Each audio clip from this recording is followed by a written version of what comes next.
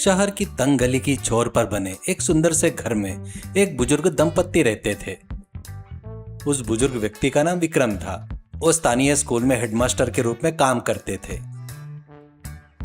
उनकी पत्नी का नाम माया था। उन दोनों को आर्थिक रूप से कोई परेशानी नहीं थी। उनके दोनों बच्चे अमेरिका में अच्छी तरह से बस चुके थे। विक्रम जी को हमेशा कुछ न कुछ काम करते हुए व्यस्त रहना ही पसंद था। लेकिन पिछले कुछ दिनों से उनके चेहरे पर एक अनजानी सी उदासी दिखाई दे रही थी। उसका कारण यह था रिटायरमेंट का दिन नजदीक आना। स्कूल की घंटी की आवाज, बच्चों की चहल पहल के बीच में जिंदगी बिताने वाले विक्रम को कल से घर खाली बैठने का विचार ही डर पैदा कर रहा था। उस दिन शाम को माया बरामदे में उदास बैठे अपने पति को कॉफी देते हुए बोली, अरे सुनते हो, मैं पिछले एक हफ्ते से देख रही हूँ आप मुंह छोटा करके बैठे रहते हो। ये कॉफी पीजिए। आखिरकार आपकी उदासी किस बात की है या मुझे समझ में नहीं आ रहा है। बच्चे खुशी खुशी हैं, हमें पैसों की कोई कमी नहीं है, फिर इतनी चिंता क्यों? क्या बताओ माया, अगले महीने मेरे 30 साल की सर्विस खत्म हो जाएगी। रिटायरमेंट के बाद इस घर में कुर्सी पर बैठकर शून्य में देखना मेरे बस की बात नहीं।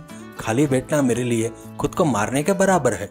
स्कूल में रोज 100 लोगों से बात करने की आदत वाला मैं इन 4 दीवारी के बीच में कैसे जीऊंगा? ये क्या बात हुई जी? सब लोग तो ये देखते हैं कि रिटायरमेंट कब आएगा और आराम कब करेंगे, और आप है कैसे उल्टी बात कर रहे हो? कोई किताब पढ़कर भी तो आप समय बिता सकते हो ना। किताबें पढ़ना अलग बात है माया, और समाज में घूमते हुए 4 काम अलग अलग करना वो अलग है। इस उम्र में अगर मैं अपनी बुद्धि और हाथों को खाली रखूंगा तो मुझे न जाने कैसी कैसी बीमारियां घेर लेगी। यह खामोश माहौल मुझे डरा रहा है। आखिरकार विक्रम जी के रिटायरमेंट का दिन आ ही गया।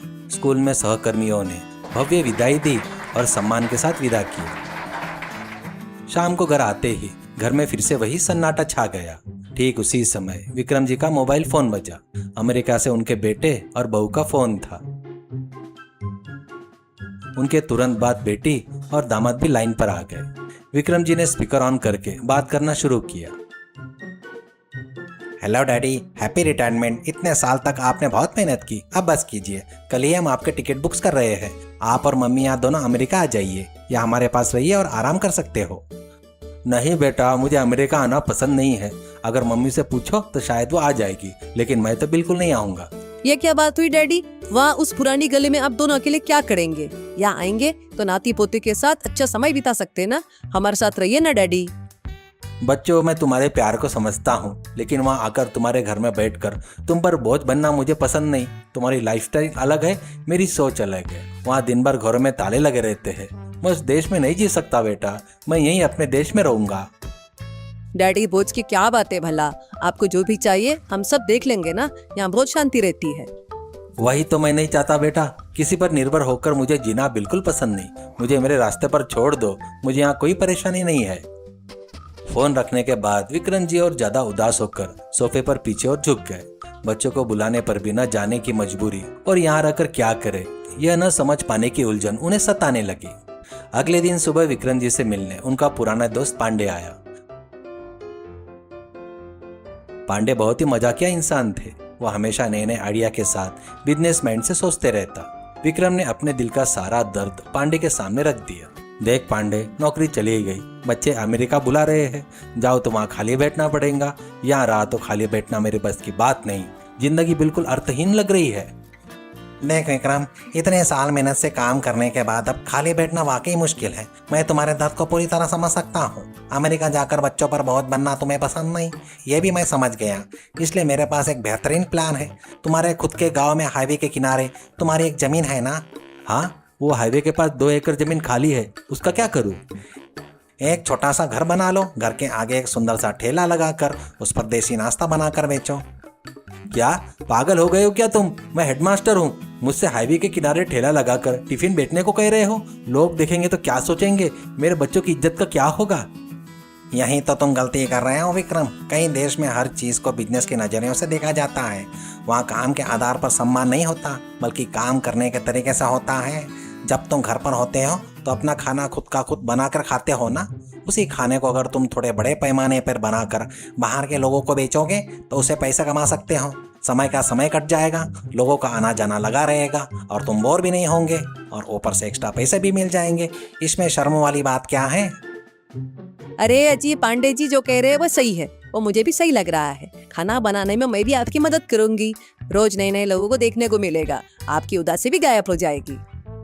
पांडे, तुम्हारी बात का तो लॉजिक अच्छा है। बिना मेहनत की जिंदगी बेकार है। ठीक है, मैं अपने गांव जाकर इस नए सफर को शुरुआत करूंगा। हाईवे स्ट्रीट फूड देसी नाश्ता नाम भी सुनने में बहुत अच्छा है। कुछ महीने बीत गए। हाईवे के किनारे का माहौल बहुत व्यस्त हो गया।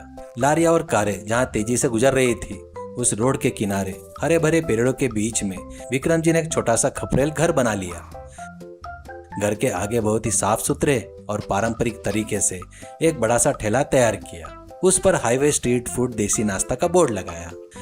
माया जी वहां गर्मा गर्म इडली, डोसा और उपमा बनाती और विक्रम जी मुस्कुराते हुए ग्राहकों को परोसते। उन दोनों की मदद के लिए श्याम नाम के एक स्थानीय युवक को काम पर रखा गया। श्याम एक कॉमेडी कैरेक्टर था जो हमेशा कोई न कोई गलती करके सबको हंसाते रहता। मास्टर जी, आपने उस 3 नंबर वाले सर को डोसा देने को कहा था ना, गलती से उस चटनी के बर्तन में मेरा हाथ गिर गया सर। अब चटनी को कस्टमर को दे दूं या मैं ही पी जाऊं? अरे मूर्ख, तुझे कस्टमर को सर्व करने के लिए रखा है या फिर चटनी में नहाने के लिए? जल्दी से हाथ धो कर आ, कस्टमर भूख से इंतजार कर रहे हैं। अरे देखा जी आपने, हमारा ठेला शुरू हुए अभी 2 महीने भी पूरे नहीं हुए हैं, ये कितना फेमस हो गया। हाईवे से गुजरने वाले सभी लोग यहीं रुकते हैं। सच में विक्रम जी के ठेले का स्वाद, साफ सफाई आसपास के जिलों में मशहूर हो गई। एक दिन कुछ सोशल मीडिया ब्लॉगर्स वहां आए। उन्होंने इस बुजुर्ग दंपति के मेहनत और उनकी कहानी का वीडियो बनाकर इंटरनेट पर डाल दिया। वह वीडियो देखते ही देखते रातों रात वायरल हो गया और उन पर मिलियन व्यूज आ गए।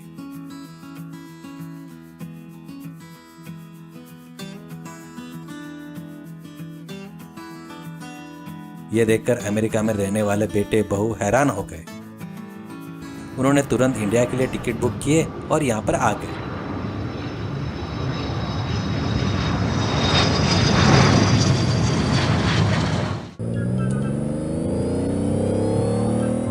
हाईवे के ठेले के पास आकर उन्होंने वहां गर्मा गर्म देसी नाश्ता खाया तो वो चौंक गए।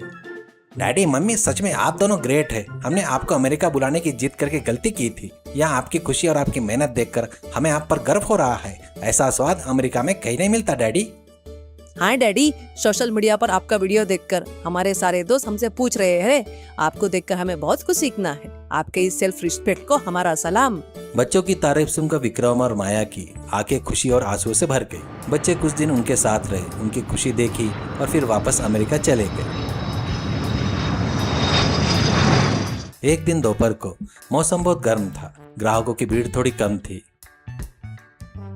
विक्रम जी टेबल साफ कर रहे थे। इतने में काली जीप बहुत तेजी से आकर ठेले के आगे रुक गई। उसमें से उस इलाके का गुंडा राठौड़, उनके 3 चेले उतरे।